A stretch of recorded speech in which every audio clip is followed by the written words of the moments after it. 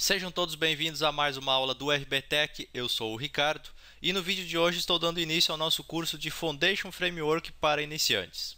Um framework, para quem não sabe, é uma espécie de alicerce que você utiliza para desenvolvimento. Um framework traz consigo diversas funções e estilos pré-configurados para que você consiga aproveitar tudo isso e não precise escrever todo o seu código a partir do zero.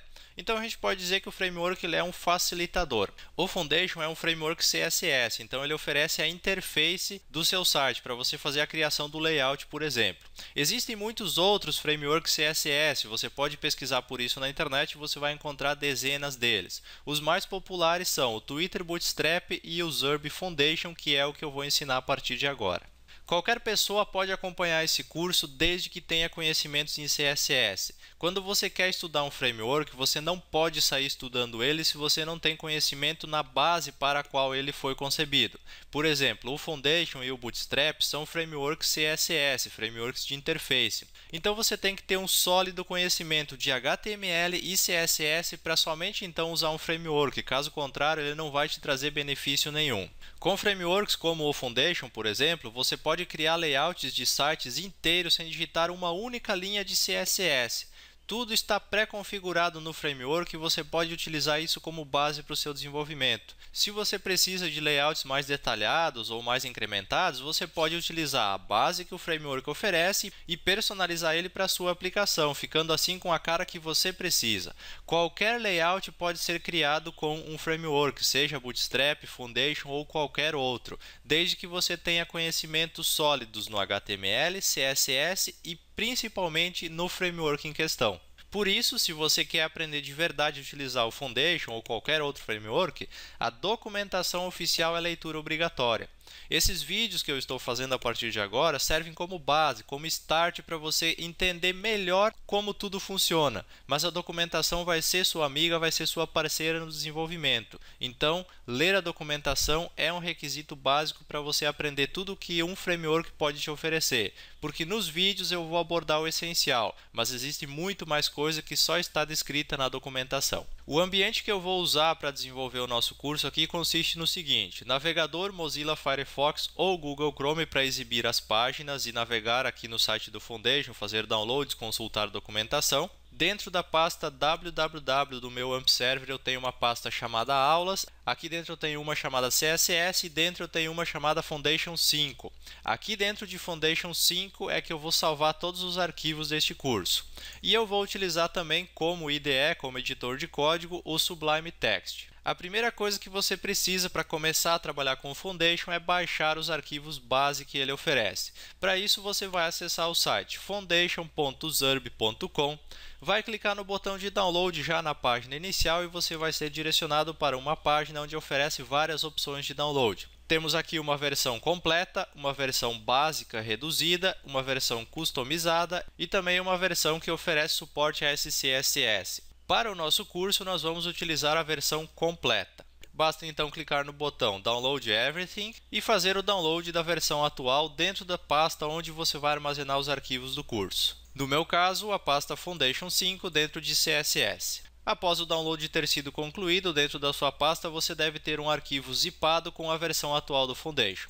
Abrindo esse arquivo zipado, você vai ter três pastas que são CSS, IMG e JS e também um arquivo chamado index.html. Como a gente vai estar aprendendo aqui o básico, o essencial sobre Foundation, nós vamos utilizar aqui a pastinha CSS e a pastinha JS e vamos descompactá-las aqui dentro da nossa pasta.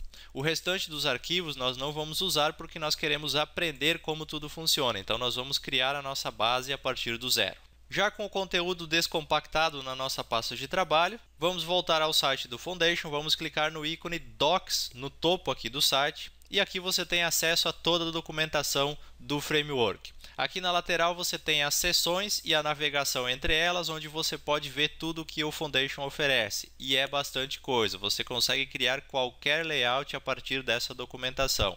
Só utilizar um pouquinho de lógica e também ter força de vontade. Para começar a trabalhar, nós vamos abrir aqui o nosso Sublime Text e eu vou criar aqui um novo arquivo.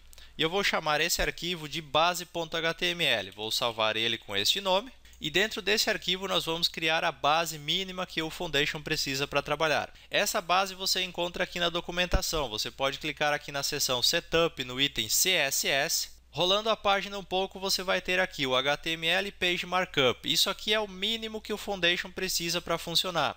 Então você pode copiar todo esse HTML aqui e trazer ele para dentro do seu Sublime Text. Após seu código estar organizado, você deve ter uma página semelhante a essa que você vê agora na tela. Nós vamos fazer algumas alterações aqui, por exemplo, a linguagem aqui ao invés de EN a gente vai alterar para PT-BR, a mesma coisa aqui nessa tag condicional do Internet Explorer. E agora nós vamos entender um pouquinho dessa base que o Foundation precisa para funcionar.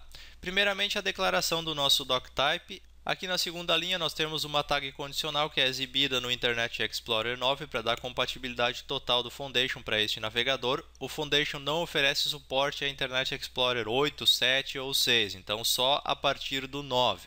Aqui nós temos a abertura da tag HTML, a seção head da nossa página com o char7, a escala inicial para dispositivos, o title. Aqui nós temos a inclusão do normalize.css, que é o reset para deixar todos os styles padrão a partir de agora, e depois a inclusão do arquivo foundation.css, que são os estilos do nosso framework. Seguindo aqui nós temos a inclusão de um arquivo chamado app.css. Esse arquivo não existe. Se você quiser personalizar o seu layout, você vai precisar utilizar um app.css.